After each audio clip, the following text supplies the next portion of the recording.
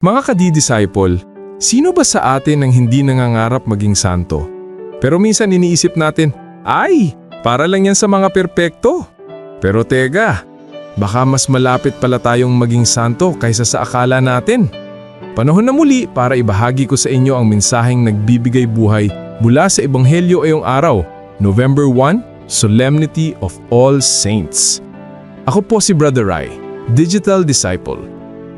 Sa Ebanghelyo natin ngayon mula sa Mateo 5, verses 1 to 12a, itinuro ni Jesus ang tinatawag nating Beatitudes, mga mapapalad.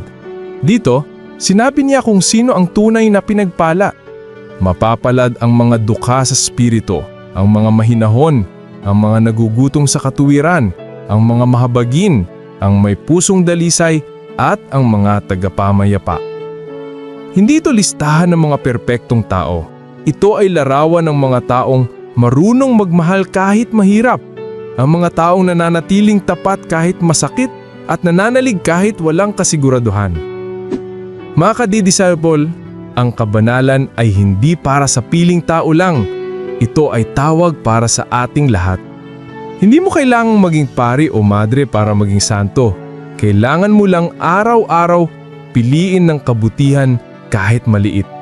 Kapag pinapatawad mo kahit masakit, kapag tumutulong ka ng tahimik, kapag nananalangin ka sa gitna ng pagsubok, doon ka nagiging katulad ng mga santo. Kaya ngayong araw ng mga santo, tanungin natin ang sarili natin. Paano ko ipinapakita ang kabanalan sa ordinaryong araw? Nakikita ba sa akin si Kristo sa paraan ng aking pag-ibig? Mga kadidisciple, huwag mong sabihin hindi mo kayang maging santo kasi ang Diyos mismo ang nagbibigay ng biyaya para doon. Maging tapat, maging mapagmahal, at araw-araw maging liwanag sa iba. Ako po si Brother Rai, online for Christ, offline with purpose. God bless.